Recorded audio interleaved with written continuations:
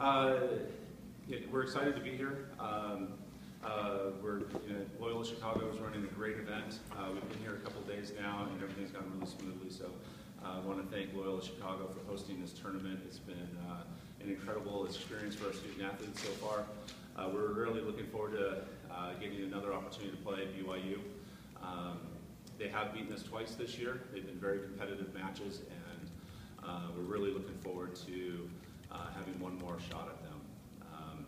I think we're playing the best volleyball of the season right now, and we're encouraged by that, and we're really looking forward to Thursday.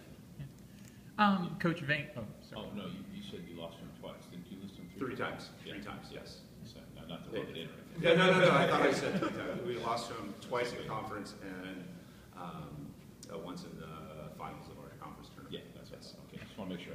Yeah, sorry. Coach Vane Lopes here from Off the Block. Question for you, talking about playing BYU, what do you have to do differently from Saturday's match? Has there been anything that you saw on the film, that any little adjustments that you can make that will give you the victory? You know, we talk about it all the time with serving and passing, and I don't think we had the most effective serving match at their place the last time we played them, and that's almost it.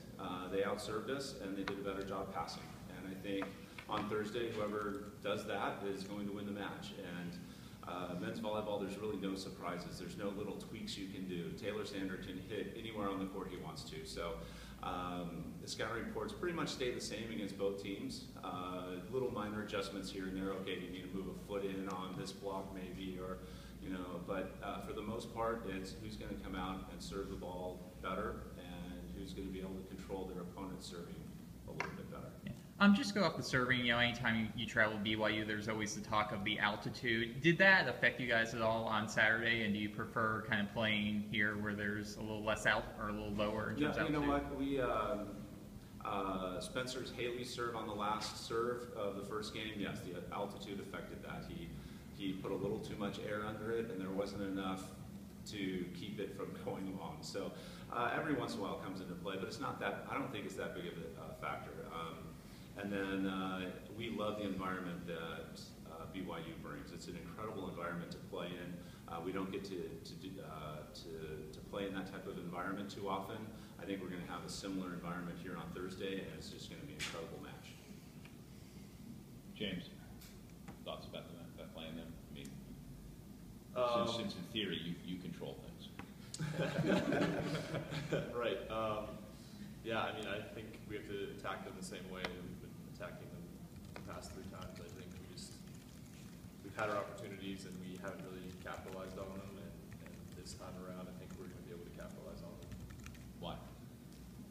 I think we understand the gravity of the situation, and we've got a bunch of senior leaders who want this to be their legacy, and the rest of the team understands that, and I think we all recognize it as well. Do they represent different challenges for you as a setter than other teams? I don't think they do necessarily. I think they're definitely a talented blocking team. I think one of the past few matches they had 17.5 blocks in 3 sets. So I think obviously they're a really talented blocking team, but with any talented blocking team, you just have to stay ahead of them as a setter. James, at the BYU match, obviously, as you well know, you hit your knee, got dinged up a little bit. How is the knee right now? It's doing all right. I'm working through it. I think I'll be ready to go tomorrow for sure. I think there will be plenty of adrenaline coursing through, tomorrow, because it's a big match, and so I think it shouldn't be an issue tomorrow. Yeah. And talking about your season as a whole, this was your 2nd season as a starting setter. What has been the biggest learning curve or biggest adjustment that you've learned from your freshman year to your sophomore year?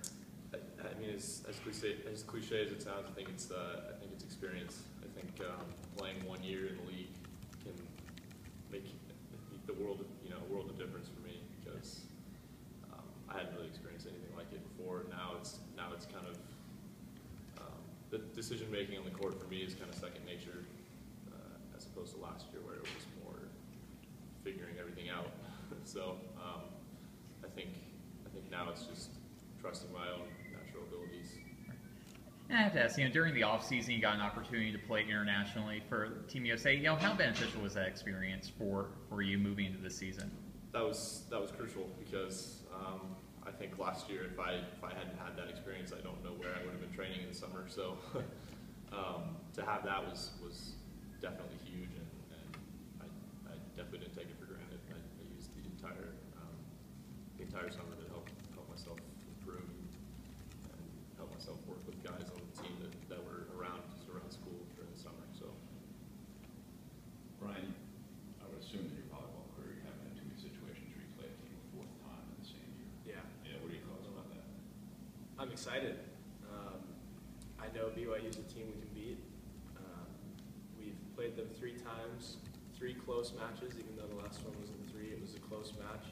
And I'm just excited for the 4th opportunity. I think it's harder to beat a team 4 times in one season than the opposite way. So they've got a lot cut out for them, and I think we're in a good spot. You and I talked about this yesterday. I mean, you made the joke, it's hard to win 2 in a row in the APSF, whatever. But I mean, seriously, this is an unusual situation, isn't it? You probably It is and it have you isn't. encountered this much?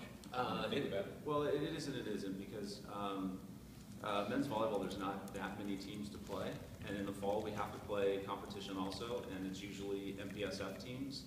And so, looking back, we've played Long Beach State 3 times. We've played Pacific 3 or 4 times. We've played a lot of schools multiple times, and so in the MPSF and in men's volleyball, it's not as unusual as you would think, because we don't count our fall competition, and we compete against a lot of these teams in fall competition. So, and that's the great thing about it.